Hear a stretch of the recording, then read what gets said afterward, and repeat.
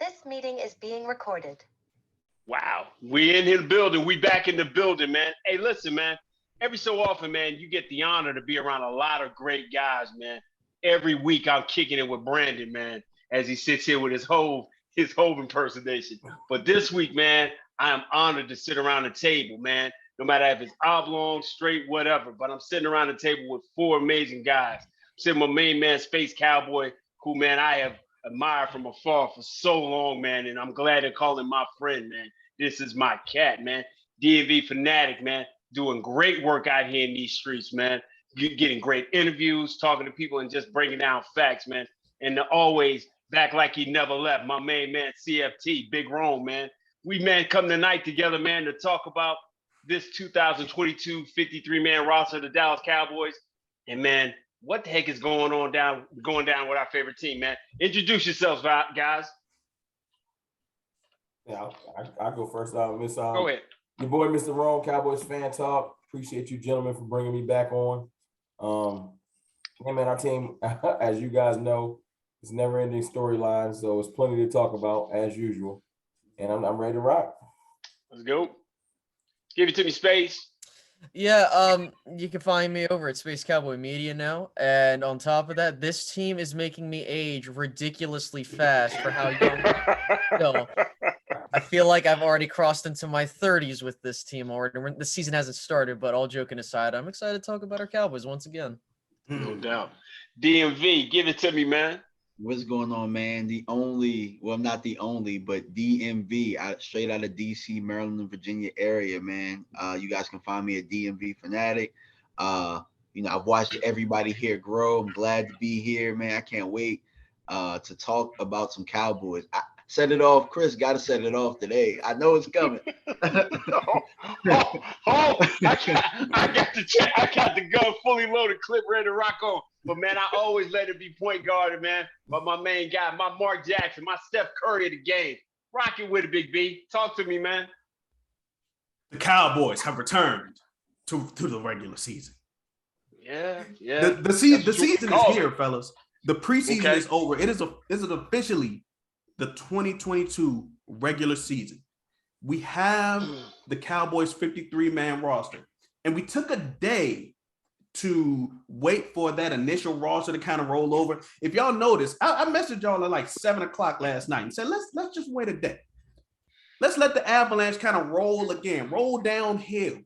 Not only to have DMV, join us because I wanted my guy in here with me.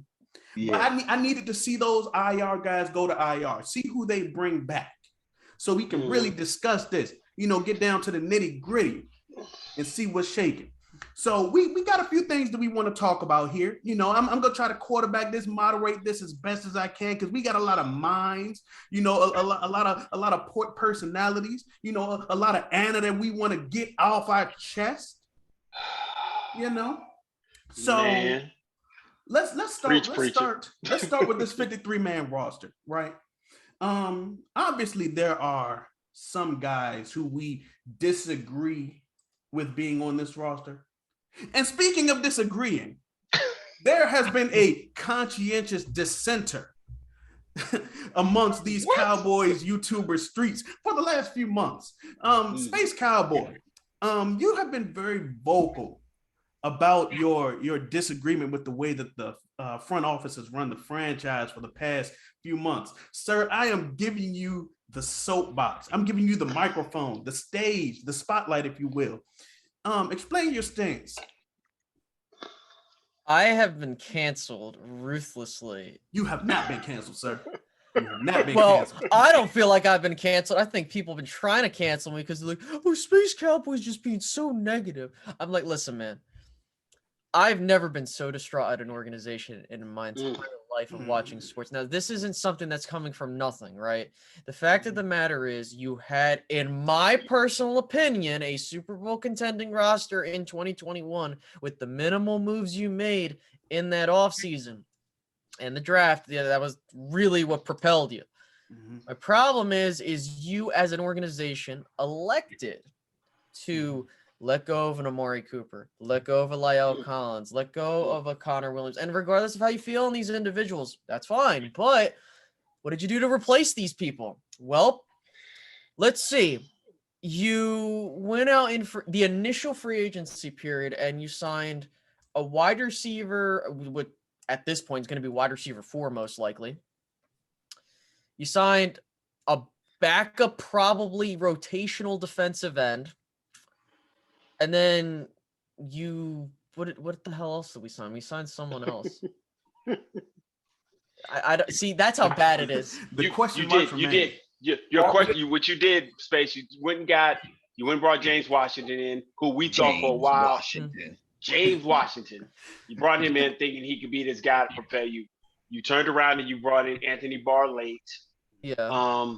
You turned around and you brought Dante Fowler in. Mm-hmm. Those were your 3 key guys that you brought in all offseason. Right. So you turned around and dismantled some things by letting go Collins. But I always have a pushback on Collins because the problem with Collins was you couldn't trust him. No, okay, and that's a fair point. You could not trust him. Amari, I don't care if he practiced. I think Amari got released because they got mad at their own money. They got mad at their own money. Like, we can't pay him this, but Amari wanted to be there. So the thing with Amari was blatant. The thing with Randy got back to also another with a trust issue because, as you go back and look at it, Randy's stipulation in his contract that he didn't want to sign was, if I mess up, I don't get all my money. So let's go back to this. We all parents, want to be parents, think about being parents. You give your children enough rope to do certain things, right? Yeah. When we turned around and found out, okay, hey, you can, the league lets you say, hey, you can now go smoke cannabis. You can go get so much inside the system. They didn't trust Randy to go do just that. Just do just enough and not go overboard. And here's the one thing I've been on the soapbox for, and I know many of y'all have been on the soapbox. We all believe that Randy Gregory could roll out of bed and get 9 sacks. Well, last year, he had the opportunity to roll out his bed, and he got 6 sacks. He got a lot of crazy pressures. He did a lot of different things like that. But you can kind of replace that and put that in play, which they've done in a semblance of 2 or 3, 4 guys. And that last playoff game, which seems to be the biggest game the Cowboys have played in the last 25 years, we based everything we did this offseason based on that game. We need to be tougher. We need to be smarter. We need to have less penalties. Well, dadgummit, they trying to figure that out some kind of way. But go on, my brother. No, yeah, and to kind of talk about that, my biggest fear is I don't have a problem if you want to remove those individuals from the team because you feel like they are a detriment. I'm not saying you're saying that, but in terms of what the Cowboys are thinking, yeah, I'm cool with that. Listen, I have no problem if you're like, listen, Amari, you just ain't it. You got to go somewhere else. Randy. No, I never agree with Amari. The other 2 I did. No. I'm just using these as a part of my I'm just saying, so if you're like, hey, listen, I don't want these players, you got to replace these adequately, or you need to have a roadmap, right? And for me, and I kind of see where this front office is trying to go here. I think their roadmap is, all right, we're gonna try and do something this year, but really 2023, we want to see the fruits of our labor come alive in 23. But my problem is, and this is the biggest thing I never liked about the Joneses.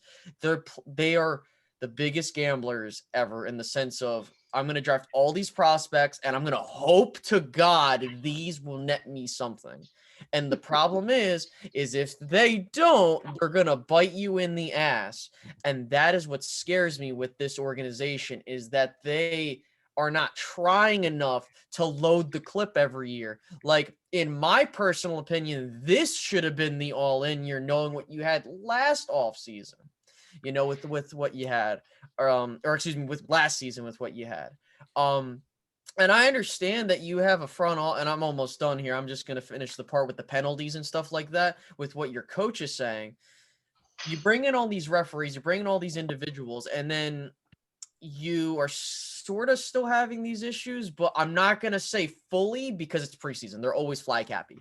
If we go into the first 2 games or so and we're still having penalty issues, that's a massive red flag. You brought in these refs. You tried to change up your personnel. If it's still happening, that's a problem. So That's where we're at, and that's why I have my grievances with this organization. Okay, so DMV, please chime in about that next. You look like you Oh, were waiting to yeah, pounce. I was waiting to jump in. So my biggest issue, Don't touch. I think Space brought up a lot of things, but one thing that we missed on is the fact that this organization picks and chooses who they think is trustworthy. Yep. And like we talk about Lyle Collins, right? Cool, we don't trust him. How the hell you trust Tyron Smith? How do you trust Tyron Smith? The past 6 years, he's missed time. At what point do you say, "Oh, damn, we probably need to come up with a plan for Tyron"? Their plan was Tyler Smith at guard to eventually kick out, which we were going to have the question of could he kick out the tackle next year anyway. So I don't have a problem with them playing tackle now, but my issue with them playing tackle now is now he's hurt and he didn't get no reps, like Rome has talked about. If you were going to put him at tackle, he should have been getting tackle reps live. Now you're gambling, like Space said.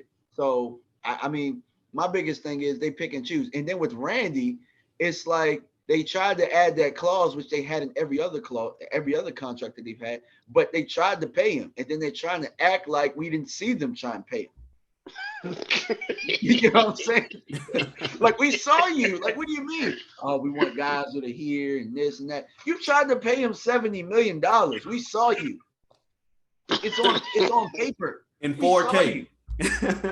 Yeah, come on, bro. Like I think my biggest thing with them, and I did the interview with Anthony Dorsett last night, and I was going to talk about this with you guys before we got on air. Mm-hmm. Like I said, they pick and choose. So they pick and choose the numbers of guys that they don't want to continue guys to wear. But Tony Dorsett, out of anybody in the history of this team and this franchise, he should be a guy that nobody ever touches 33 again. You know, but they pick and choose. They pick and choose 88. They pick and choose 12. Like, people can say, oh, there's part of Jerry's regime. 12 wasn't part of it. And 88 was continued. You get what I'm saying? So they pick and choose who they want and who's in that network and who's in that the good boy network, or whatever you want to say. And that's all. I had to get it out. Therapy. Okay. Now, Rome, please jump in next for us, sir. Well, no, it's simple, man. It's one word describes the Cowboys organization, the family, the Jones family, Jones clan, whatever you want to call it. It's arrogance. The Jones family are just arrogant. It's as simple as that. It explains all of their moves. They are mad. It started with Jimmy and Jerry, and the fact that Jerry did not get credit. Mm-hmm. So after Jimmy assembled those teams and pretty much won 3 Super Bowls, I know the third one he wasn't directly a part of, but they won it with his team, and Jerry didn't get credit for it. I don't know if he made a vow or whatever, but since then, every move has been centered around one thing: I'm going to do it my way. And when I say my way, it's his family's way. So that's why you get everything from what DMV is talking about with, if a player rubs them the wrong way, it's not my way. It's my way or the highway, seriously. It's not. So when you get to free agents, or you get to, why we won't spend money, why we won't go all in, because they want to get credit for what they're doing. There's a reason why the Cowboys won't bring in free agents, and it ain't, and to be honest with you, it ain't all around money. It's the fact that those are players that were selected and stamped by other people, other scouting departments, other teams brought those players in. The Cowboys have this weird thought process where we have to win with guys that we home grew. They don't like to have anyone coming here that outshines a homegrown player. So it's not all about money. Money's a big deal and it's an easy target. But a lot of this is centered around arrogance and the fact that I needed to pick these players. That's why I have to make Zeke work. Why? Because I put a stamp on him that he's one of the best in the league. I'm not saying that Zeke ain't great. I'm saying he's one of the players. We have to make Dak work. We have to look. And when you get a new cash cow, you watch not the money. Watch what they want to validate as I'm a smart football person, right? The last 4 or 5 years, their validation has been we're going to surround Dak Prescott with people to show everybody we saw Dak Prescott when it was an accident. But they still want to say full-fledged accident. Go ahead. They want to say we saw Dak Prescott. Their new marketing cash cow wears 11. So what do? You take and you see the resources have been reallocated. We're going to talk about the 53, and if you look at it, which side of the ball is it tilted heavy towards?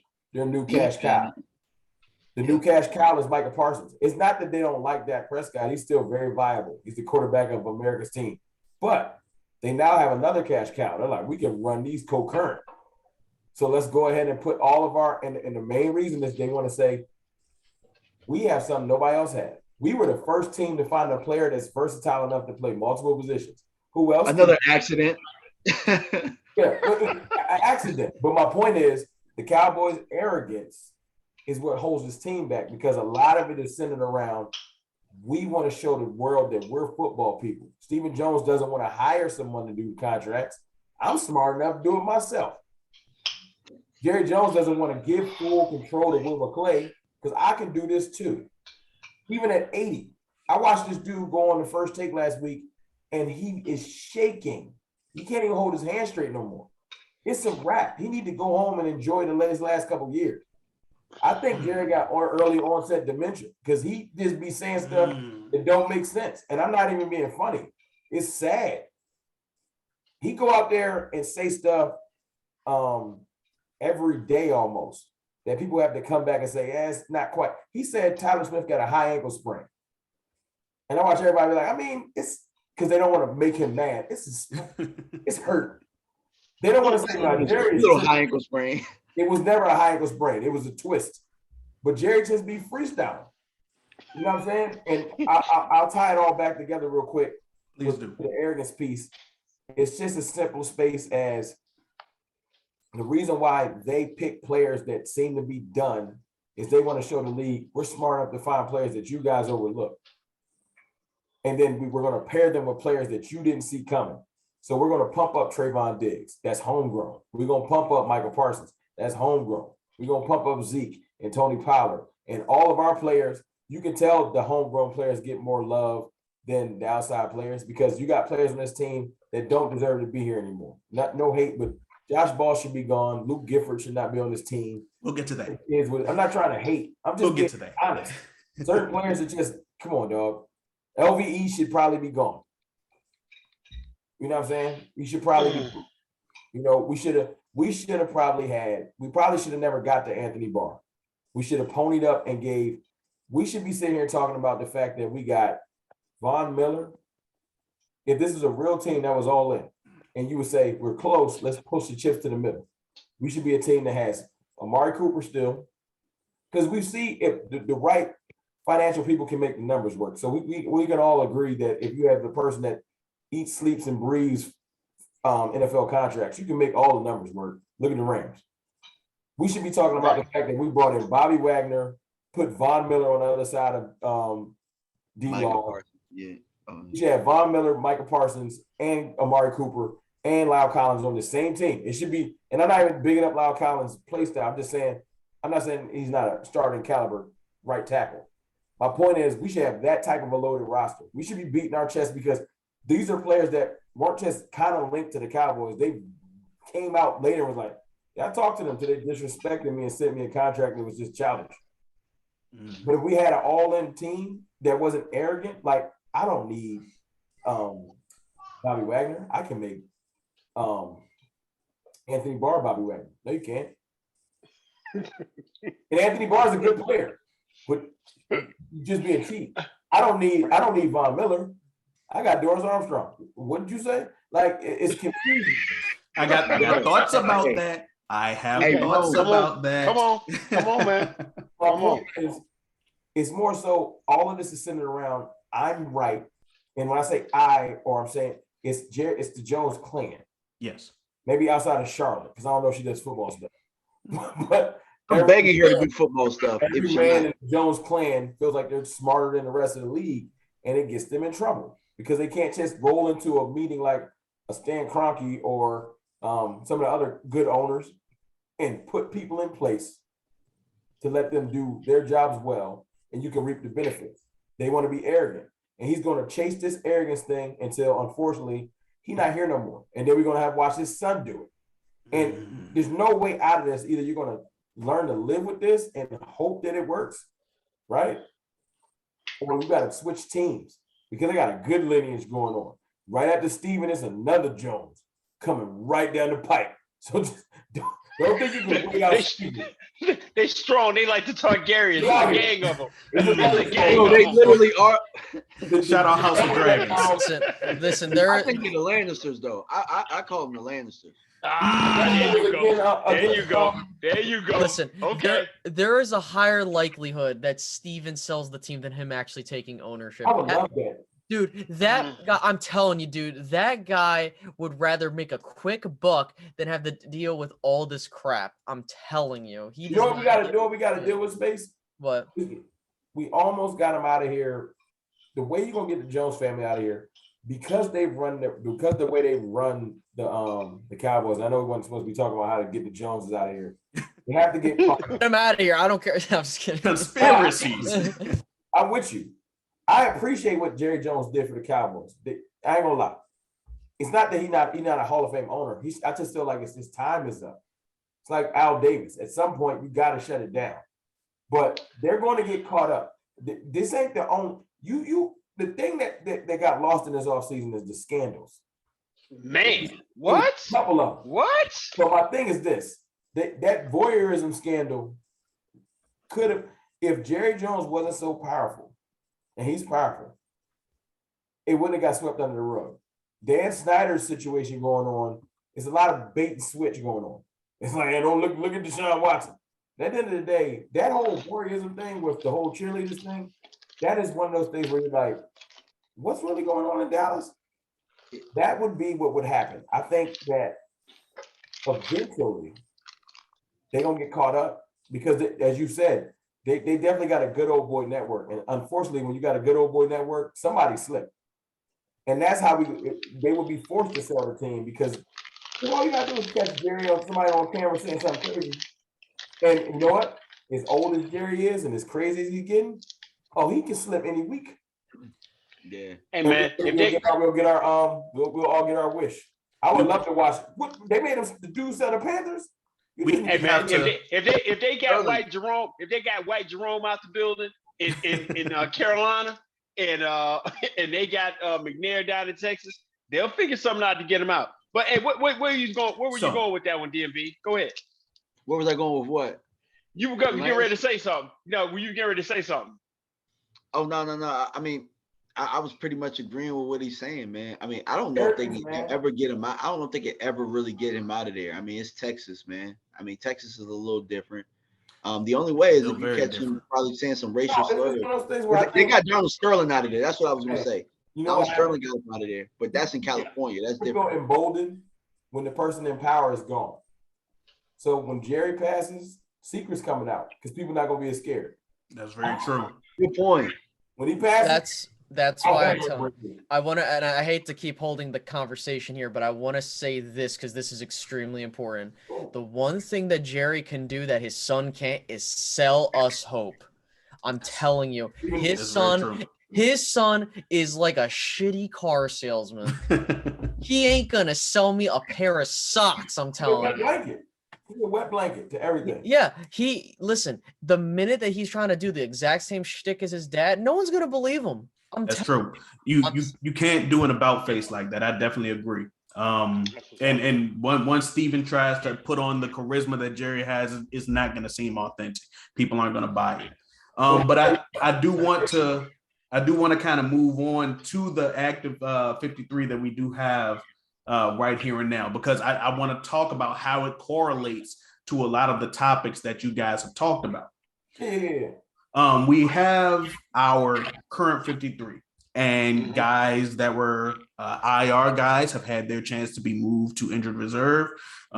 Practice squad guys have been placed on the practice squad, and guys have been brought back to be placed on the 53, so on and so forth. So we have a lot of guys, just like you guys said, who the front office may like, who may not necessarily belong on the team, etc. Tell me your thoughts. Chris, let's start with you. I mean, the way they try to manipulate this thing to get 16 to 17 people, hopefully the 17th player is en route right now to become that depth piece we need on the offensive line. I just need him to show up in his 40-year-old man body and, represent for all those dudes with a little bit of gray in their beard or trying to get it. So that's what I need with that 17th piece. But them trying to manipulate the whole thing by not having a backup quarterback on the roster is fine. Let's just go ahead and get real funky with it and say you want to basically say how I feel about the whole 53 or the guys who made it who I don't think should have been on this roster. Is that what you're trying to say? Yes. Surprise roster spots, surprise cuts, etc. Hey man, listen, man. Listen. Let me explain something to you, man. There's a lot of jobs in America, man. But the jobs that never get run out of people, man, is guys who can deliver packages. I got a logistics business. I'm always hiring guys who can sling packages. Josh Ball should be calling me right now or some UPS facility to find out how to get on to get his 60-day, probationary period out the goddamn way. Because my problem is this. Playing offensive line, okay, is all about control, rage, and aggression. When you have charges in your life about you having aggression problems, I should still see you have a little bit of angry man in your heart. I do not see any angry man in Josh Ball. Either he went to all his classes and he do breathing before he come on the field or something. But I'm watching people whoop his ass on a regular basis, and he still got a job talking about he protected somebody. Somebody got to explain that to me. We joke on here on Franklin Football for a long time. We thought that Joe Looney had the secret photos on somebody, and then he passed them on to Terrence Steele because we didn't think Terrence could play. But we got to think that he either downloaded them to a secure spot for Josh Ball to have him because there's no reason he belongs on this football team in no shape, form, or manner. Somebody just correct me if I'm wrong, man. I'm willing to be wrong. If you can prove it. Nah, I don't even want to make no jokes. Josh Ball trash. Spend most of this game. You shouldn't spend most of your game on all fours, and you are offensive lineman. Right. Because every other rep, he getting spun around like a spin cycle, and he's on all fours because he didn't lunge wrong. He got thrown on the ground. Like, I'm not even going, like I said, I don't want to make jokes about him because at the end of the day, the only reason he is there is because I said it's arrogance. We can tie everything back to that. We picked him. He going to work. No, he not. No, he ain't. It's just no, he not. Oh, now he going to work. He just needs some time. No, he won't. Because you look at Matt Waletzko. Let's be serious. Matt Waletzko went out there for a couple plays. And we know he's dealing with a shoulder issue that he might need surgery. He's going to tough it out. But when he went out there a couple of plays, you said, you know what? He got some length. He know how to use his hands a little bit. And I ain't an offensive line guru. I could just see it off the bat like, oh, well, let's go, Mike. If he get another year under him, he might can beat a swing. When Josh Ball out there, it looked like somebody got out 2 drumsticks and said, watch me get busy on this solo. One band, one sound on his ass. So just get him off the team. But the only reason he's on this team is because sometimes you just in the right place at the right time. He's like, y'all ain't got no depth. And until y'all do, I'm going to be here.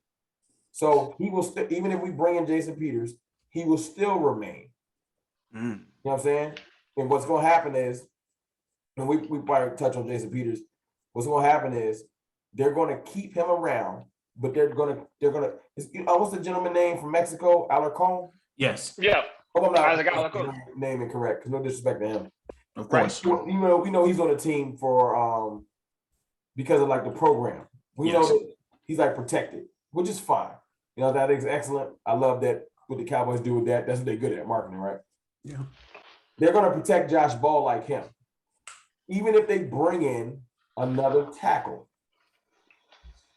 They'll keep Josh Ball on the team because they'll say, "Oh no, he'll do something like drop down to the practice squad," but they will never get rid of him until they're gonna give him one more year. Because in their mind, they're like one more offseason, and our investment will pay off. So he won't be gone just because they're lying to themselves. So we will hopefully get blessed with the fact that because they have to know they're not that dumb or arrogant. They're not that dumb to think we need to. Because if they were that dumb, Jason Peters wouldn't be a discussion. The only reason they waited this long for Jason Peters is because of something called a vested veteran, and they wanted to wait until the time of the year where they don't have to guarantee Jason Peters' contract. It's all business. They would have signed him last week because if you sign him last week, his contract guaranteed the whole year. You sign him tomorrow, and you can cut him at any given point and save money. So that is correct. They knew they should have brought in Jason Peters. I'm just using him as the most prevalent example. They should have brought offensive tackle help, but they said, nah, just wait. I know we getting killed in the media. Just wait. But Josh Ball will get protected as in they'll just drop him down in the practice squad. We'll forget about him because he won't be close enough to playing. But next year, during training camp, we all gonna get angry again, like, why's this dude still around? So he's not getting cut. He gonna get demoted to the practice squad where he probably belongs, and we gonna forget about him. But at a point next year, mark my words, y'all gonna be like, he's still here, and he gonna be right back like he never left. Now, before I go to you, DMV, one point that I want to add in, because I've been quarterbacking most of the way, they went deep at offensive line to keep Josh Ball on this roster. When we kind of made our video, Chris, about our roster prediction, we were right on the head about most of it. They went deep with an extra lineman to keep Josh Ball on this roster. DMV, please provide your thoughts. I mean, it's a couple of guys. Samuel Tarley Ball, he's one of them. What?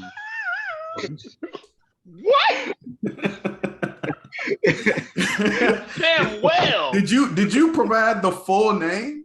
Yeah, I did. Government. His whole government name. Okay. Nah, that's who he is. The Game of Thrones, big soft ass Samuel Tarley. Sam Tarley. Oh my God. That's a good one. Shout out House of Dragons.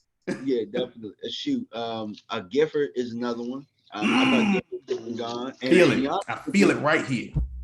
And to be honest with you, either Nashawn Wright or Kelvin Joseph needed to be gone, in my opinion. Please explain, sir. Please explain, sir. That's spicy. Yeah. Yo, expound. Yeah, I think we went deep at corner. We went 6. We could have went 5 because Mukamu Izzy can step in and play corner if we need to. Because I think all their safeties earn their spots. Every last one of them should have. But like Rome said with the arrogance, we drafted these guys, so they got to stay here. You know what I'm saying? Not Nashawn. They'll give up on Nashawn. Yeah, I mean, I'm surprised they won't give up on a second round pick. I told everybody this: if you wanted an out, you know why Kelvin Joseph is bulletproof? Because if they wanted it out, they had it. Yeah. He participated in a wild drive-by. That allegedly. So if they wanted him out. Allegedly. Yeah, dog. And you said bulletproof. They wanted him out. That was they out. That reference was crazy. That reference was crazy. They had their out. Think about the best out. If you wanted it out, like, we got to cut ties. But if you kept him through that and you stayed through that, he's getting another year. Yes. He might not play this year, but just like he was sitting next to Josh Ball, go sit down and work on your craft. But we're not gonna cut him. they just Cowboys will look at they had a couple outs. They could have been like, Tristan, you wasn't even a part of this regime. No, we picked him. We gonna keep him. And Tristan has came around, so maybe they're gonna be. But see that goes back to what you said. It goes back to them playing the long game with their investments. Tristan has played out to be the guy we were hoping he would be, or part of this rotation. No, but go ahead, DMV. But they do play the long game because, as we've heard and we know, they keep over 80% of their homegrown people on this roster. They of the 53, and you go back and look at it, they keep the majority of the guys that they draft. They don't cut their guys. They don't say, "Oh, we made a mistake here. Go get somebody better." And I think that's their biggest downfall. They run Here's no this secret. like a go ahead. They probably pan out too, but most teams ain't this patient because most Oh teams, yeah. most teams GMs don't got 5 years to wait. No, most teams I got a year. I might get fired. I'm not playing with y'all. Stephen Jones ain't getting fired. I'll wait 6 years. It don't matter where I'm going. You're right. It's true. You gotta look. I gotta make it shake. Harry Roseman, like, look, if I slip, Lori gonna fire me. Yeah. If I slip again, because he slipped. Yep. What you think is fake?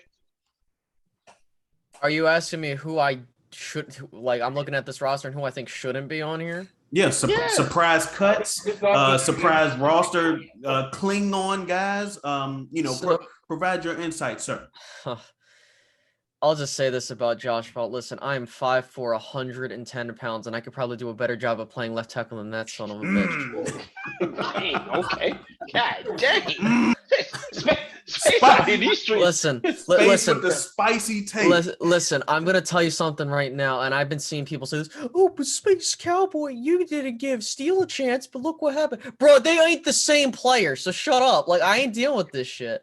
Anyways, they ain't the same player. Anyways, vitriol aside from Josh Ball. Linoleum has come a long way with us, so I give you that. Linoleum still he came a long way. So I'm just being honest with you. Happened? He got thrown in the fire, and that's why. And he went and got with Duke Manyweather over an offseason and got his mind right. But he got thrown in the fire. That I respect about Steele is he at least has that drive. But anyways, a couple surprise keeps before I get to my surprise roster cuts and who I think I'm keeping an eye out for the future. Luke Gifford. I don't know why the hell he's here, but special teams body. I think Nashawn should be gone. That's just me. I thought that Kelvin should have been gone way long ago. Again, my opinion, allegedly, apparently. Let's see. I'm taking a look at the roster just to make sure I didn't miss anybody. I think I didn't miss anybody. Yeah, aside from that, I've been more or less okay with everybody else. Going to the surprise people that I'm keeping an eye out on, Brandon Smith really grew on me this particular preseason, and I really like what I saw. I personally thought he should have made it over Dennis Houston, if I'm being real with you. The main reason why he made it, I feel, is because the connection he had with the quarterback. That being Dak. Yes. Let me see. I'm taking a look here, making sure I didn't miss anybody. I think Carlos Watkins was another one that shocked me, but then again, that room is pretty crowded. I just think that was a really, really smart investable move by we knew we could get him back, and we didn't want to let any of these guys go because of the way they played. So I think Carlos knew what was up. Oh yeah. They probably had a handshake deal. So it should be at home, man. Let's just keep it real. Ridgeway should be at home. Yeah. On the practice squad at least. So arrogant. Right. So I was about to say that, and I thank God you mentioned it. See, here's the thing. I really like some of the tape I saw with Ridgeway, but the problem is he's like with Bahana last year. He's not there yet. I don't see it there yet, right? And that's why I'm like, I really would have loved to see Malik Davis make this roster because I think he made a little bit more of a push than Dowdle, and I love Dowdle. I loved what I saw from him last year. So for me, those really shocked the hell out of me. But I gotta pat myself on the back a little bit. I was high on Hendershot coming into camp, and I'm glad he made the team. I love Hendershot, and I'm glad he made the team. So So I have a few. I have quite a few. I think that Malik Davis provided more value to the roster than Rico Dowdle in the event of an injury. Malik Davis allows the roster to continue business as usual because he has a similar attempt of a running style to Ezekiel Elliott in the event that he should be injured. Remind me of Terrell Davis the way you run. Absolutely. Very powerful runner. Isn't afraid to punish people. So in the event that Ezekiel Elliott has another season where he's injured for a sustained amount of time, I think that Malik Davis allows the offense to run in the same fashion that it does because he provides a similar running style. That's what I think that he gives to the team over Rico Dowdle. Yeah. Mm-hmm. Now, Peyton Hendershot, he was someone that I thought would have been on the practice squad as opposed to Sean McEwen. Sean McEwen provides the blocking ability that Jake Ferguson and Blake Jarwin do not have. Currently, we have a bit of a crisis on our offensive line. The alarms are ringing. The red lights are going off. So if we're running a 12, I think that Sean McEwen will be able to provide more than a chip. Because Jake Ferguson, if you watch his college tapes, his chips are punishing, but his prolonged blocks suffer. So if you put Sean McEwen in those situations, he will be able to provide more than Peyton Hendershot, who provides more in the receiving category. You need that same stretch, man. So can we basically say you turn around and get Peyton Hendershot so he can be Blake Jarwin 2.0 absolutely, and not get hurt, and absolutely. then you turn around and got Sean McEwen, who is a better blocker, but there's no possible way you putting Jake Ferguson on anybody's practice squad and he not making, because Jake got gritty hands. He got to get chance to get his grown man body. He comes from a lineage of guys that like to block people in Wisconsin, even though y'all don't think Tyler Biotis can block. I digress. And then go ahead and put him there. Well, Jake Ferguson never had any intention of going near the practice squad. He was going to make the roster anyway. He's going to likely be on the 46 every game. But I'm talking about guys who have a role. We've talked about the ad nauseum, the importance of having a role on both sides of the ball.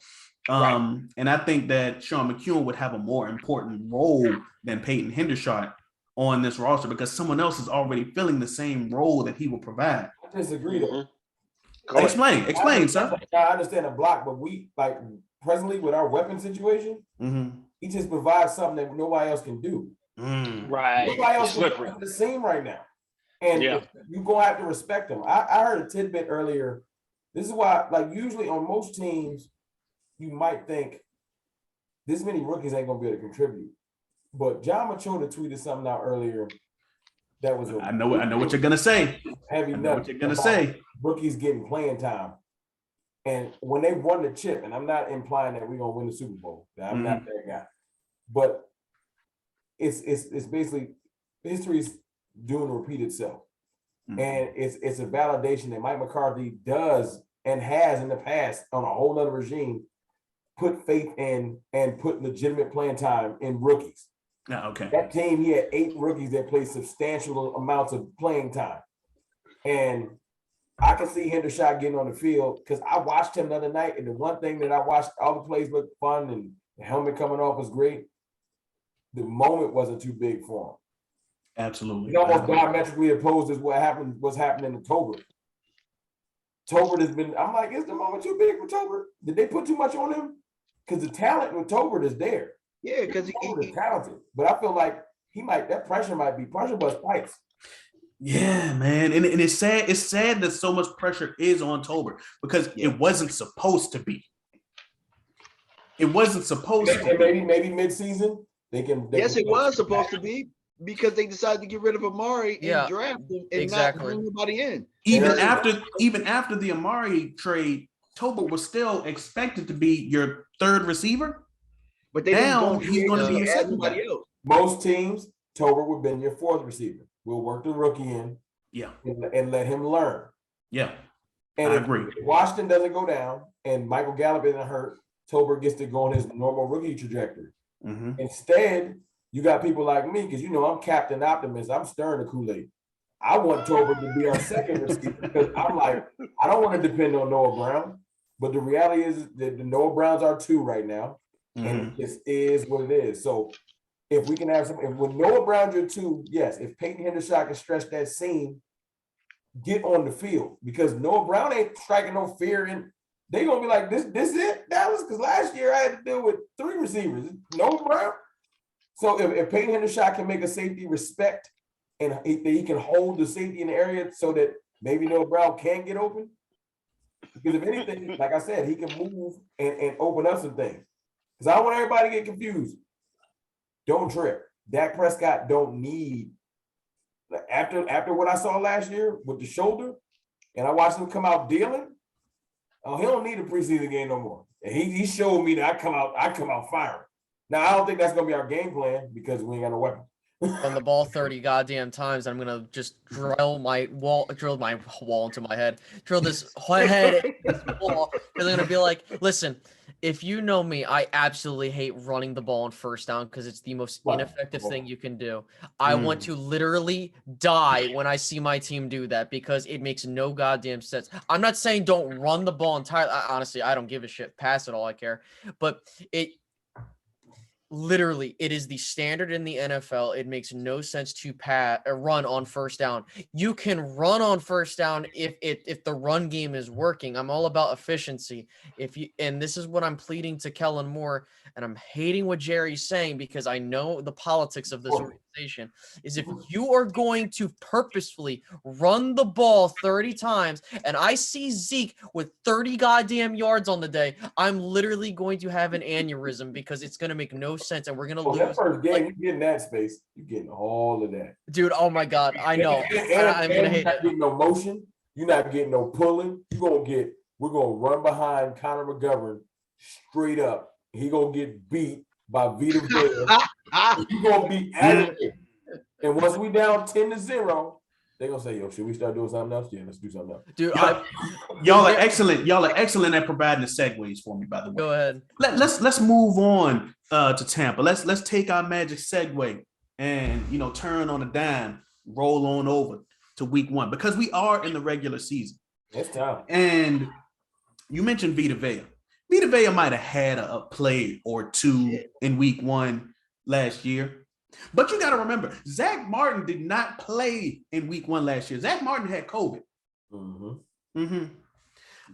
Can you explain how you feel about this upcoming game in 12 days? 3 yards of cloud of dust for both teams.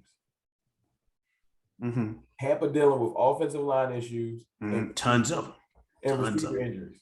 Cowboys dealing with offensive line issues and receiver injuries. They're gonna roll chunky Leonard Fournette out there, and we're gonna roll slow down Zeke out there, and we're gonna see who's slow running back can do the most damage. Hey! I'm not standing for none of that Zeke slander.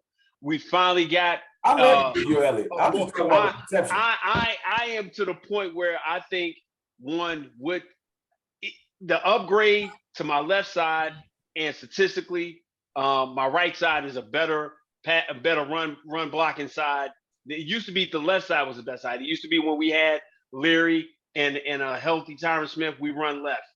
We historically run left. I think we run better right with Terrence and Zach and with Tyler. I think I've already said this to Brandon. I'm looking for Zeke to get 1,300. This is going to be your last great year, Ezekiel Elliott. He gets 1,300, and we do our thing. I just believe he has not this injury thing we keep trying to put on this guy. Before last year, man, the guy only missed 3 games outside of suspension. Oh, yeah, of course. Right. So he probably get 1,200. He get 1,200. I can see 12. I see. Listen, I see 13, and the reason I see 13 is because it's going to be to the point where you're going to have Pollard get his 15 to 17 touches this year between running and catching the ball out the backfield. But Chris, you giving me a whole season outlook. Chris, break it down into week 1. Give me that first thing. Give me the first week break, 1. Chris. Week 1, I just see you going in. You have Tampa coming to town. They're going to be much maligned. I think they win this football game because it's going to be. I'm thinking like defensive running. We know 2014 Cowboys win. And Michael Parsons puts a stamp on the league that I'm the best defensive player in football right now. Okay. That's what I see happening. I see the defense doing that. You talk Micah. I already know Space feelings about Micah. You know what I'm saying? Because Space was beating the drum about Micah before I knew who he was because he's a Penn State fan. So I've apologized many times for my thoughts on Micah Parsons. Listen, you bastards better apologize to my Penn State product. Well, Space, you have the floor. Please provide your thoughts On Micah? No, the game, week 1, please. Okay. I'm going to be honest with you. They're not winning this football game, people. Ooh, please. They're going to lose like 16-10. It's going to be because it's going to be low though. No, this is what's going to happen. I've seen the same script before. Unless, and I hope to God, because I'm aiming so goddamn low that I get surprised. I think the thing is your defense is going to carry you in this game. And for Tampa Bay, and I don't want people to get it twisted. Tampa Bay is not going to be coming in here and beating the shit out of you. That ain't happening. They're not ready for that. Yeah, what's going to happen is it's going to probably be like, I don't fucking know. It's probably going to be like 13-10. Oh, you're looking for a New Orleans game, 2018? Yeah, it's probably going to be one of those types of games. Yeah. What's that? I'm just saying Tampa's hurting right now. They're not hitting on all cylinders. They trying to figure out some things. Tom was gone for 2 weeks. They trying to figure some things out. Listen, man, I'm telling you, I don't think the Cowboys win this game. But when I say that, and I said this in my video today, you don't have to worry about that. I said, get to the bye week at 500 and you are fine. Because if you look at the schedule, you have a couple games you can rattle off. However, this is what I'm going to be mad about is if we lose, because when we remember with that Tampa game last year, we kind of saw, okay, the passing game was working. We kept sticking to that a lot. That is what I'm hoping happens. If we are forcing the run, I'm literally turning the television off. I'm going back to bed, and I'm going to act like the game never happened because I'm not watching my team run into. And I feel bad for Zeke because it's like, bro, you can't even block in front of him. But listen, I don't give a shit. Mike is winning Defensive Player of the Year. He's going to be the reason your team goes to the playoffs probably. But that's different. Yeah. Hey, DMV, let me ask you this question real quick, DMV, because you coach. Can you tell me, and because Space said we're going to lose, help me understand, if you don't practice, right, at the most important position in the game for damn near half a training camp, how on God's creation you going to walk into my building when my defense has been on absolute, total, and fuego since goddamn July when they got to camp? How I'm losing to them? Best player in history. Honestly, I think we're going to win. I think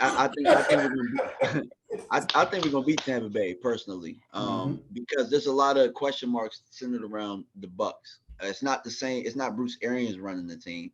You know what I'm saying? Tom is coming in. Man got a new tan, new hair, whatever the hell he got. But Julio Jones is somebody that's new to their team. The guys that killed us last year aren't here. There's no Gronk. There's no Godwin. Antonio Brown killed us. Yeah, Antonio Brown. Yeah, those guys are gone. So it's like, who are those safety blankets that Brady has in the middle of the field that makes him feel comfortable? This time around too, Micah Parsons was sent off the edge, wasn't sent off the edge in that game. We were playing him like a normal linebacker. It wasn't until DeMarcus Lawrence and Randy Gregory were missing that we found out that Micah Parsons could change the game in that way. If we send him after Brady's ass, it's going to be a lot of check down. And think about this now. The check downs are going to be to guys he doesn't trust. So I'm not saying that the Cowboys winning a route because I don't think we can score a lot of points right now. But I think the defense is going to carry us in this game. But the difference is going to be Micah Parsons coming off the edge. Brady ain't seen nothing like that, dog. He hasn't, you know. Seen a lot of things in the league, but he ain't seen 4-3 come off that edge. All right. So I need the floor for this, fellas. Well, So I'll just chime into that, but I'll let you go. all right. So in the 2021 opener, Micah Parsons dropped back into coverage, and I'm glad that you kind of touched on the tip of the iceberg on this, DMB. Micah Parsons dropped back into coverage 31 times. The Cowboys didn't truly learn how to use Micah Parsons until much later into the season. Micah Parsons ain't dropping back into coverage 31 times in 2022. You know, if we have listened to Micah Parsons' interviews, if we listened to Dan Quinn's interviews, We've listened and we've heard the importance of all of the players on the defense knowing their role and the importance of their role. Some bigger than others, some smaller than others, but all equally important to the movement of the machine. So that was a work in progress in week 1 last season. And you have to also take into account that the bulk of the Buccaneers offense, all of their offensive stopping power is no longer there. Antonio Brown, Chris Godwin, and Rob Gronkowski accounted for 22 receptions, 316 yards, and 4 touchdowns. All of those players are gone. Mike Evans is still looking for a way to get the handcuffs off. He hasn't found a way off of the island yet. Now he's still on the island. He out there eating coconuts and mango on the Absolutely. island. Yeah, Diggs Island is still 23-hour lockdown. Shoot program. So yeah, he ain't playing no basketball though. No. That's because he got small and twitchy. That's Diggs. Absolutely. That's his thing. Yeah. Absolutely. So when you couple the refined defense, because when you find a lump of coal, you got to refine it. You got to put it under an immense amount of pressure to get that diamond. When you take this refined defense and put it up against that Buccaneers offense, which is weakened up front on that offensive line. 3 of their offensive linemen are hurt. 2 of them out for the year. 1 of them hurt. Along with them being just better players, this is a recipe for success. So I don't think that the Cowboys lose. I think that the Cowboys win on the back of their defense, but I think that it's going to be a larger gap, possibly a 9 to 12 point gap. Can I co-sign that? One thing? Wrong, please take the floor. I think that I don't pick against the Cowboys, so that's you call me. Yeah, I just don't. I know I'm nauseating with my optimism, but whatever. But and I gotta give Space this too, Space. I know you say you've been canceled because you're pessimistic. They try to cancel me because I'm optimistic. So I don't know what. Bro, I don't know. Yeah, I don't know what the hell's going on anymore. You can't. They just trying to cancel everybody. You can't be too sad. You don't be in the middle. Like don't. They trying to cancel y'all, but they still tuning in to Stephen A. Smith. Man, get y'all. You know what I'm saying? Go ahead, Rome. My thing is to y'all point about the defense being the catalyst to win the game. I'm not I don't coach. I'm not super X and O's guy. Not yet. I'm learning day to day. But I really do try to find a weakness. Like, what is the thing that we will attack each game? And I do that every week. And analyzing this game, see, our biggest attribute with Micah is he's not necessarily just an edge rusher. He's an everywhere rusher. If you're looking at if Tampa Bay was a wall, where would the weak point be? And that's where you send it. Where Jensen went down. They're all pro center. Mm-hmm. So we rushed Micah. If you look at Micah's sacks last year, he didn't have majority off the edge or up the middle or anything. It was literally balanced. If you look at his sack total, he got like almost the same amount of sacks coming up through the guard gaps, through A or B gap. A and B gap, right. As he did off the edge. What the Cowboys would do, Fowler and Armstrong will handle the edge, and we'll have D-Law and Basham handle the other edge. You know, we're going to have a good rotation to keep people fresh. But what Tampa's going to have to worry about, and this is the reason why I brought this up, the one Achilles heel to Tom Brady's game his whole career has been center pressure.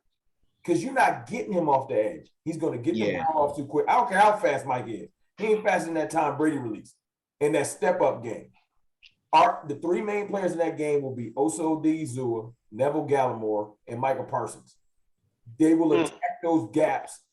If they do their job right, Michael Parsons will blow past that backup center, and Tom Brady will have nowhere to step up because he ain't never seen speed like that. So when he attempts to step up into the pocket and move, Michael Parsons gets down on quarterbacks that can move, as Patrick Mahomes and Justin Herbert. Yeah. So Tom Brady does what he does with the step up because D-Law and them are screaming off the edge. He's going to step up comfortably like he usually does. The problem is he's going to be looking 11 right in the eye.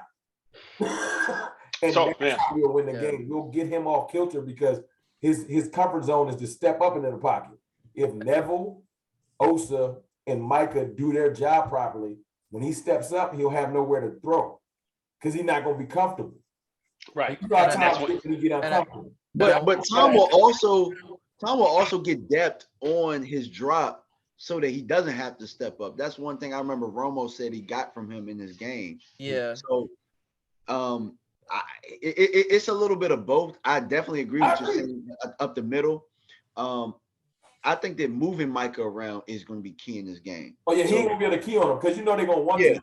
So I do love that the Cowboys are smart enough, accidentally, to figure out. But Accidentally. I want to say this too, is that I've seen, and we even saw it last year. Take a look at what the Saints did, especially in the game. I want to say in Tampa, where it was like 6-0. The one thing I will say is that if you follow that to it, it showed me, listen, you could not score literally no goddamn points and you could still beat that SOB. I'm telling you, man, oh my God, I want to see Micah clock the shit out of Tom Brady so goddamn. I just want to see that. But I'll give you this sense of optimism for the game. I look at this 4-game window that the Cowboys open up with, right? In a series of stages the season's going to go through. And I understand it's not about how you start, it's about how you finish. You have Tampa Bay, Cincinnati, the Giants, and the only team I'm worried about is Cincinnati. I'm going to be honest with you guys. If you come out of that period of time, like the first 2 games, 1-1 or 2-0, I'm Gucci. But we're good for the rest of the season because even if you lose the games that I'm thinking you might lose this season, that's still a really good sign because of how the rest of the season is scheduled out to go. Mm-hmm. Get to the bye week at 500 or better, and you are set. I'm telling you. And people, if I know the Cowboys like I do, we never do well when we overhyped. That's the one thing that gets me excited about the season. That's thrown in the trash, took it back out the trash. They Kobe-ing us in the trash. So I'm telling you right now, it's for our betterment that because most people are still just like they can't beat Tampa. They don't got receivers. They ain't got no chance. I'm hoping my reverse psychology works, man. And my main thing too, and I hate to keep going on. Listen, I'm going to just put some little trash talk in here for them Eagles fans. Bro, if you are seriously celebrating you being a Vegas favorite, man, your fucking standards are so goddamn low, man. You need to get some higher standards. Bro, hey, wait on that Vegas stuff, bro. They sat here and told me in Rome that, Vegas odds had y'all winning last year. We won 9 games. That like we were supposed to win 4. What? I don't care about. I'm hoping that they get to Vegas because that's like my Thanos stone. Just let them get the odds so they cannot be able to lean on that. Because I don't care about the odds. Vegas is wrong. It's all about where the money's going. You know what I'm saying? So I'm hoping that they get the odds because I heard somebody today. I'm sorry, Space. You got me in my bag. You know I love to hate on that. No, go ahead. I heard one of their content creators literally come out and say, we're winning the Super Bowl. So it's at a fever pitch. Like they've been dancing around it. Right? Saying that, like, I hope that we can win a playoff game. But I joke with him a lot. He said earlier, he's like, this is the team that's going to win us a Super Bowl. That's it. Bro, I saw – listen. Y'all on the cusp. Listen, I need to get the floor for a second because I never really talk about this on my channel. I hate to deviate the conversation here, fellas, but listen. Please. All good, man. I'm going to tell you this right the fuck now. And excuse me for my language, but look.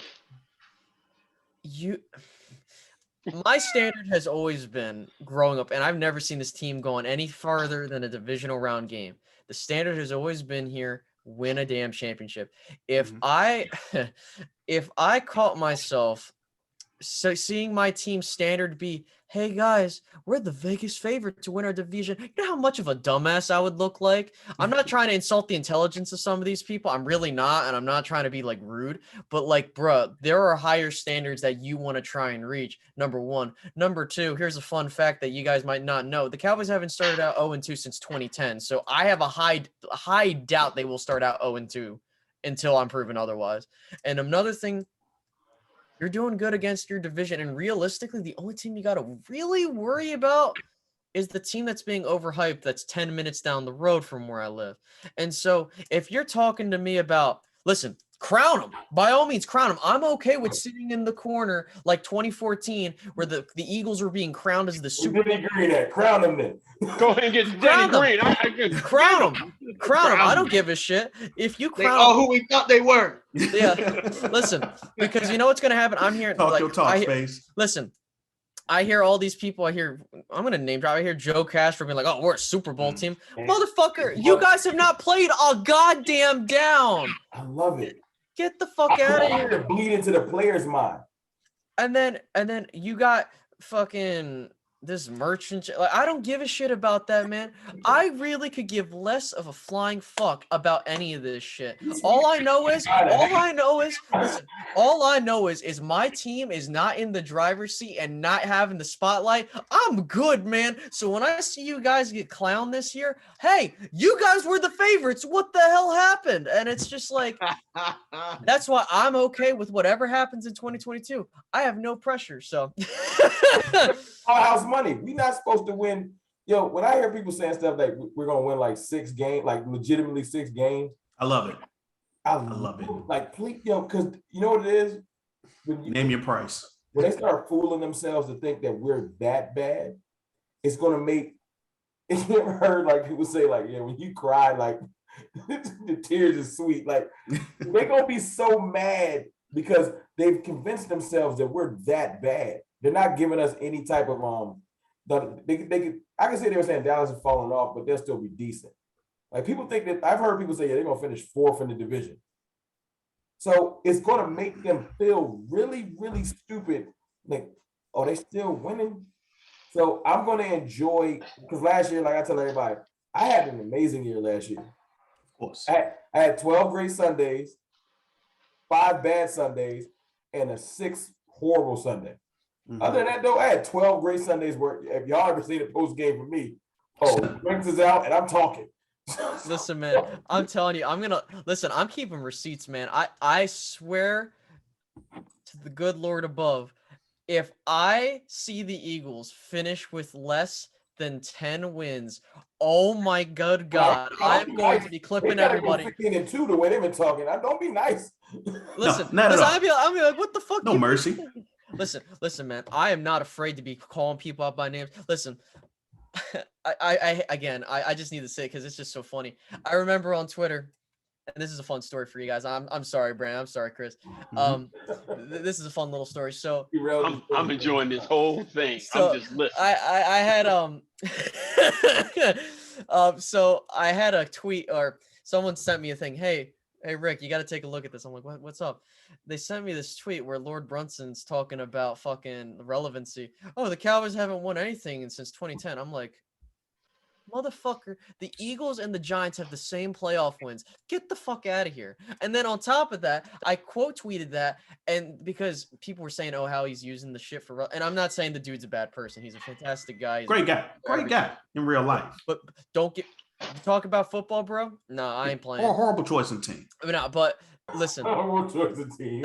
Listen, when I looked it up, I did all the deep dive in the receipts. I came to find out this dude, 6 out of his 8 popular tweets in the last 90 days involved the Cowboys some way. And I said, listen, man, this is you, bro. He didn't reply back to me. I said, I don't give a shit if you want to bring up my view count.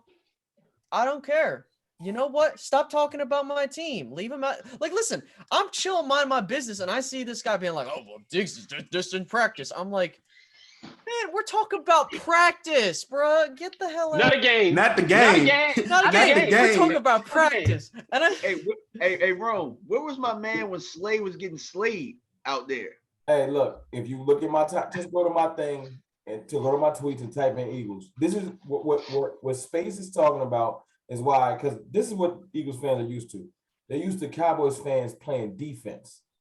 So they come on Twitter and they talk their trash, and then we defend our team.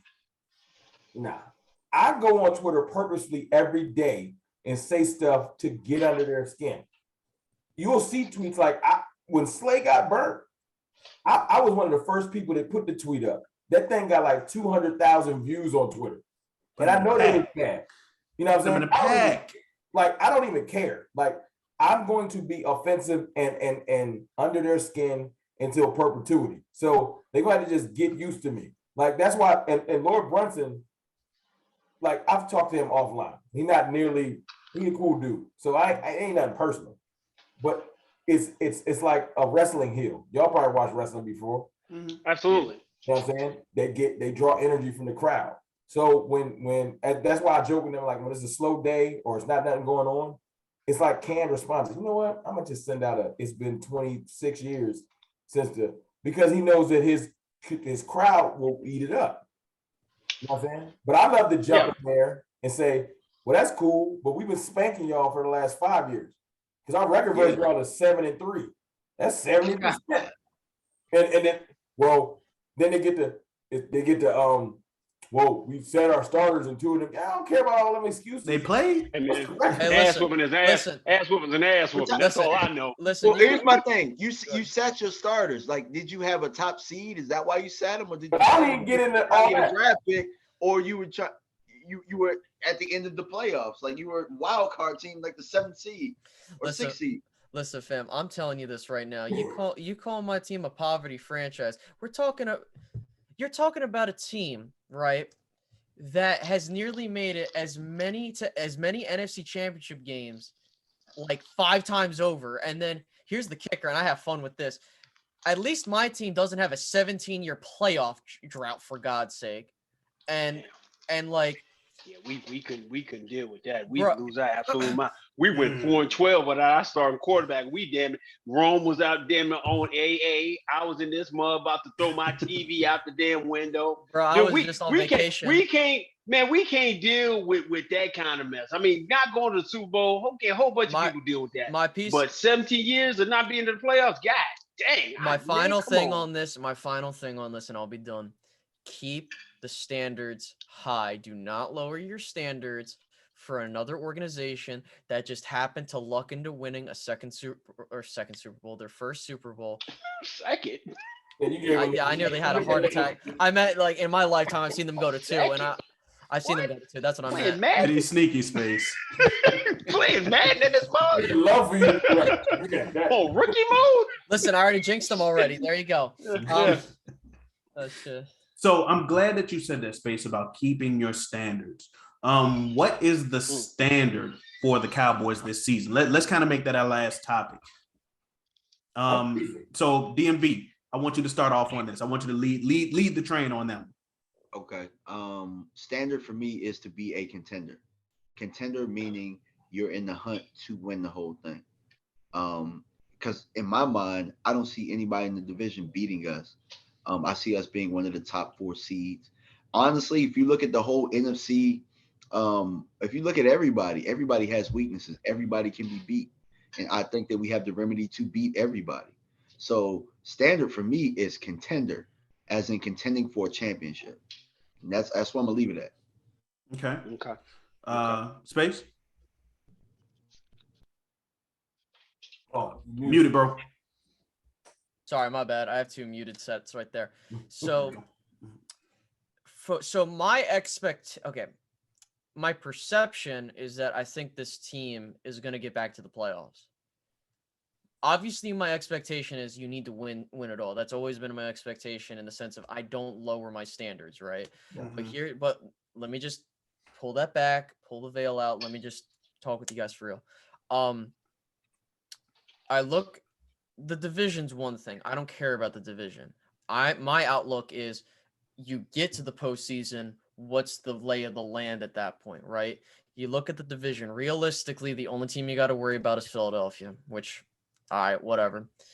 The NFC North, the only team I'm worried about is the Green Bay Packers. The NFC South, the only team that I'm really honestly worried about is New Orleans, and I don't really care. I don't view Tampa Bay as big of a threat as much anymore. You're right. But keep an eye out on the Saints. The West, of course, we all know what they bring to the table besides Seattle. And I'm gonna be honest with you, man. It's all about matchups. And I said this last year. And me being apparently Mr. Pessimist, I'm gonna tell you. And I said it in the preview video of the playoffs. if the Cowboys beat that San Francisco 49er team, they would have done something. Like I'm telling you. So too. I'm telling you, like it's all about matchups, and I know people get upset with that. And yeah, I was upset that we lost, but what's the expectation for this year?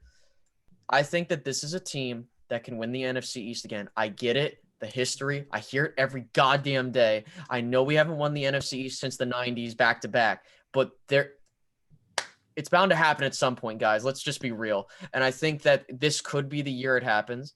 Philadelphia is still trying to put these pieces together. The Giants and Washington are, I'm like, what the hell are you guys doing? Washington, at least you're kind of going somewhere. New York, what the hell? Get him out of here. Yeah, get him out of here. But my long diatribe is this.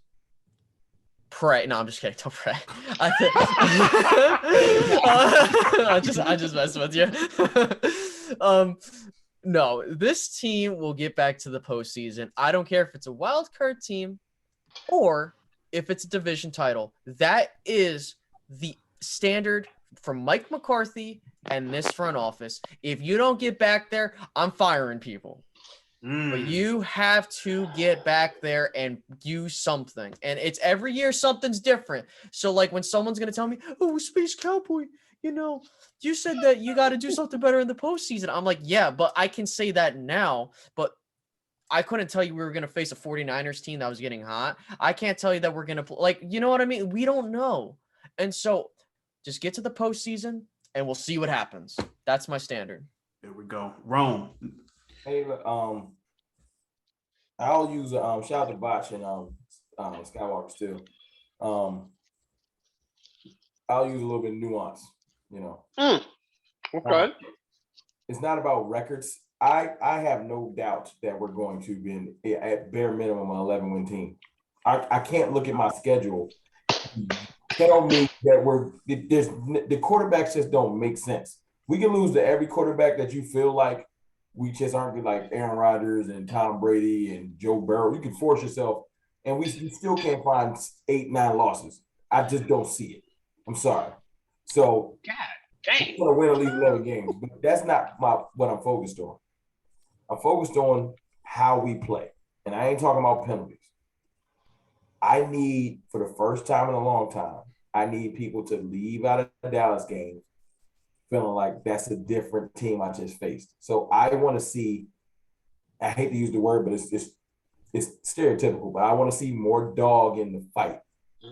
I see something different with this team in the preseason that I haven't seen in years, and it's coming from the defensive side because it's harder to do this from the offensive side. It just is. Outside of a Des Bryant. Y'all remember how he was. I'm seeing a defense that is taking pride in being probably the thing we got to lean on. Because I can see it. A good representation of a unit is the depth. And I watched our depth flying around in that Seattle game, and I'm like, these dudes ain't even going to get on the field. And it looks like last year with our starters. So you got people like Jerron Kearse, who came in and tilted the attitude. You got D-Law, who's already had attitude. It's just been reshaped a little bit. You got Dante Fowler, who's coming back to show that he still is a viable player in this league.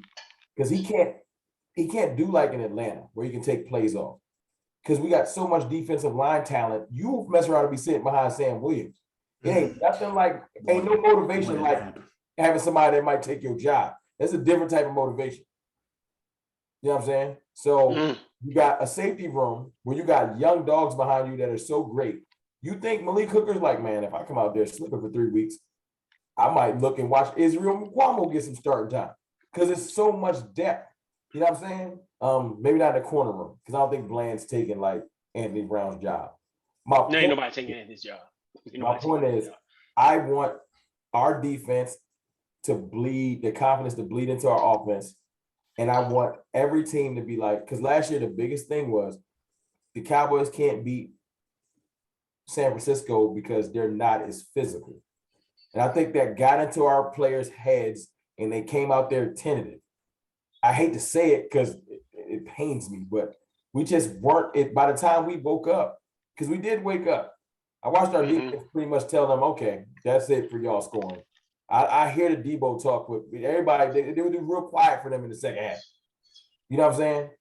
And I want us to come out with that confidence this year. I don't want any tentativeness. I want to have some teams on the heels. I want Tampa to be like, "Yeah, what was that? That's different." You know what I'm saying? Because everyone is thinking that because Dallas' strength last year was the wide receiver room, they think that because our wide receiver room is let's just be funny. Because it's on life support, because everyone is injured right now, they think that that's our heart and soul. And I want us to reestablish, no, we're a physical team now. We're a little bit different. And I ain't talking about necessarily just hits and stuff. I'm talking about like execution, like finishing blocks to doing your assignment and just being on point the whole game. I want to see a different type of focus on the team. I don't care if we get a couple extra penalties. That's not really what I'm focused on. I'm more focused on because we beat our division. That's easy. I want Cincinnati. I want Tampa Bay. I want the Rams. I want certain teams to be like, now that's a little different. That ain't a normal the Cowboys team I'm used to. But I gotta see it happen. Because I can try. I'm gonna talk about you come by my channel. I'm gonna be optimistic. But I gotta see it happen. I want to see, and I got faith in this defense to be the dogs that will bring it out of the offense. Because the one thing I've seen, and I'll let y'all go, we do have dogs on offense. But I want our trenches to pick up what our leaders are putting down. I saw when your quarterback is arguing with D lineman in Denver, you ain't got to question if Dak Prescott got dog in him. and Ezekiel Elliott, since you brought up Zeke earlier, the Zeke Elliott that ran into Cam Chancellor with no fear before the celebration, before he was even doing this, you know what I'm saying? When he just hit Cam Chancellor and just looked at him like, it's going to be a long day. I need iconic moment. Nuance to come back. You know what I'm saying? Because we're going to be in the beginning of the year, we're going to be a run defense team. And I'm warning y'all right now, as soon as we fall in love with the run, the pass will come. When Michael Gallup gets back right, and CeeDee Lamb going to be cooking, when those two get back right, it's gonna open up things for Tolbert. And later in the year, when the schedule opens up space, as you said, they're going to air that bad boy out. We're going to be running, and then later in the year, when the schedule gets soft, Dak Prescott gonna be like, I was waiting. I got Gallup back, and he gonna start airing it out. But the thing is, I'm hoping that at that moment, just like we're saying, Fran, I hope that's when we start rolling. Yeah, and Rome, to add on to that, the best part of the fact of where our bye week's at, the opening game is the Fox game of the week in Green Bay. And that is going to be a critical point at our season to know what kind of team we have. And I know some people say, oh, that's too early to find out. Trust me, dude. That's a great point. We have gone through this every single time. And when I have seen, like, and I can only speak for myself, right? There have only been, I want to say, 3 times in my life where I legitimately said, yo, this team might have something this year. It was last year after New England, 2016 after Pittsburgh, 2014 after Seattle, and 2007, I want to say probably after the Green Bay game. So the technically 4. All of that sounds about right. So if you have that defining moment game, especially coming out of the bye week in the magnitude of a game, like think about it. You could be going up against a team in the playoffs. And if they come out and they knock Green Bay in the mouth, which I predict they will, because the Cowboys always have this, what the hell, how did they win this game type of game, we'll be having a different conversation midway through the year. Yeah, you know what I want to Space, you know what I want to see? Sure. I want that game, whether it's that I want it to be that defensive game with national media, and I'm not talking about picks and fumbles and the thing they try to detract us from. I want us to have a defensive game where they're like, yo, Aaron Rodgers couldn't move the ball. Right, exactly. Yeah. That's different. Like, not we got 2 or 3 picks and a scoop and score, and our defense was dominant that way, even though I love that stuff. No trip. I'm talking about, I want them to have that game where we go into that week, they're going to big up the Green Bay Packers all week, and then they come in and they score like 6, and they're like, yo, Dallas didn't let them move the ball. I want that type of a defensive performance. I want Micah to be all in Aaron's face. I want to be like, yo, Oh, to where they gotta acknowledge us. I guess that's the best way to say it. oh, so you want that Aaron Rodgers relaxed tweet after the game? That's what you want. Yeah, I want punishment. I want us to. It can happen with one of these quarterbacks. Got to get it. Whether it's Joe Burrow, somebody got to get punished by our defense to where it's like, yo, they were coming from everywhere. Because when we shift into that defense where they got D-Law out there, D tackle, and Osa and Fowler and Micah off the edge, and you think that it's sweet, but Anthony Barr is great in coverage, and LVE, and you got Jabril doing his thing. Yeah, it's gonna be Jabril, Jabril, Anthony Barr, and Curse, who comes down to play. And you know what though? They're gonna have Curse on the field, but you're gonna look back there at safety, and we're gonna still have Donovan Wilson, and it's gonna be a crazy defense. I'm telling you. I know that. It's gonna be Malik. Dan Quinn got that. That's his big joke. Yeah, man, Malik. Yeah. That's right. Now, Chris, I want you to give me what are your standards for this team? Make that quick for me, please. I'm sorry. Hey, man, remember the program, the movie The Program, when Alvin Mack was in there and said, we got to pitch shutouts? That's why I see Micah being. There is no ceiling for Micah because Lions live outside. Yeah, and this guy has changed the tenure and the mindset and the tone of his defense. And so I'm so excited about to see them. Like usually when I would go to the games or I watch it, I'm so happy to see the offense get on the field. I've never been so excited to see this defense get on the field and get after people. I mean, I'm like literally stumping my feet in my house right now because I just want to see that defense just get after people. So I'm excited about that. And you're absolutely right. I don't see any less than 12 wins for this football team. I'm sorry. I don't see anything but 12 wins. I don't see it. I see the first 4 games. I see 3-1, 2-2 at the worst. Because my feeling for the 2 teams that played in the Super Bowl last year, both of them wanted to give it away. If the dude that plays in Philly has the same kind of brick hands he had in that NFC Championship game and drop that interception, because the Rams should have been home. He should have caught that interception, and the Rams should have been home. Joe Burrow played with the worst offensive line in football, and don't think for a second that Lyle's coming into town on week 2, think he got to prove a point, and D-Law is out there to whip ass. So I don't think I'm really worried about Cincinnati. Man, Burrow a beast, but the defense threw Burrow on their back like a book bag last year and carried the playoffs. Yeah, absolutely. So I'm like, all the stuff that I saw last year. And so, we got the best wide receiver core. We got this. Listen, man, when you having to run for your life behind a defense that's got depth, dude, I haven't seen this defensive line be like this. And I hate to say it, man. Those 90s teams where it's just in waves.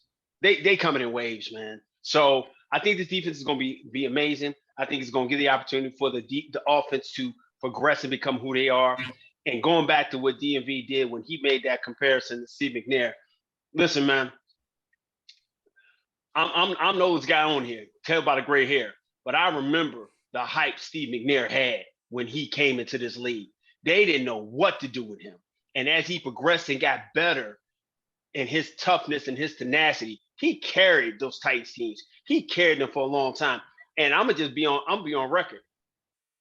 Reigns' toughness is moving to that direction, but man, Reigns' ability to spin the football it can't be compared, man. Reigns is about to get so belligerent this year with showing folks I'm back. He's going to be foul this year. I'm telling you, Rain Dakota Prescott is going to be on an MVP arc all year long. And he's going to say, guess what? This is what you gave me. Watch me make a daggum chef's meal, and I'm about to do this thing. It's going to culminate, man. I don't see us being no less than 12 wins, man. No less than 12 wins.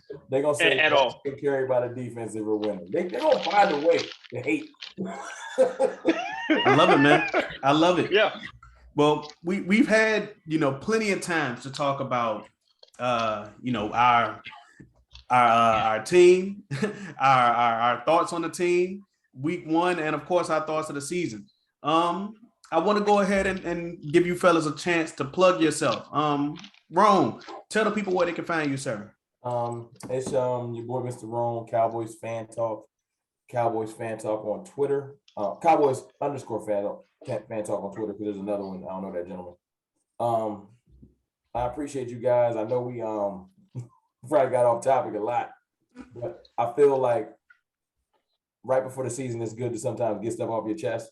And I feel like this is a good time we got some stuff off our chest so that we can watch the season and relax and not be as, sometimes you just gotta get stuff out. And I feel like tonight, it's like this was like therapy. We got a chance to get some stuff off.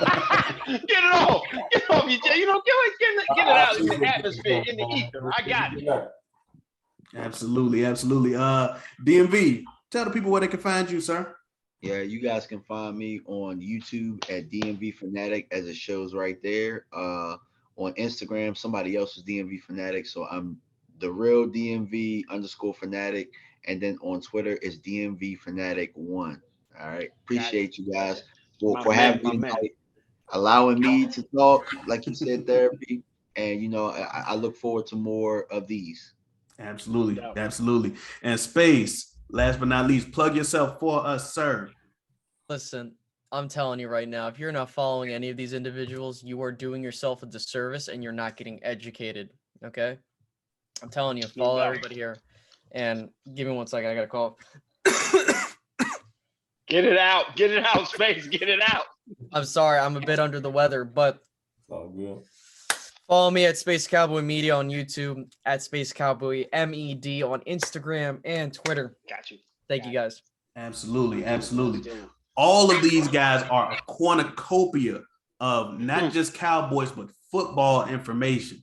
They will give you the good, the bad, and the ugly on the team that we all love. So be sure to give them all a follow, tune into their information, you know, their videos, because it's nothing but a good time. But if you have stuck around for this long, we deserve a like. We deserve that much. Just put a little change in my pocket. Just give me a little currency. Just give me a little currency. Yeah. That's free currency. You know, free currency. And if you found us here, obviously you need to be subscribed to the channel. Join the Frankly Football family and subscribe to all of our, you know, compatriots as well. Of course, you will find the links to their channels in the description below. So, without further ado, I am your main man, Brandon, and that is my guy, my man, 100 grand. Set it off, Chris. And together we are Frankly Football. Frankly Football. And until next time, as always, man. Peace.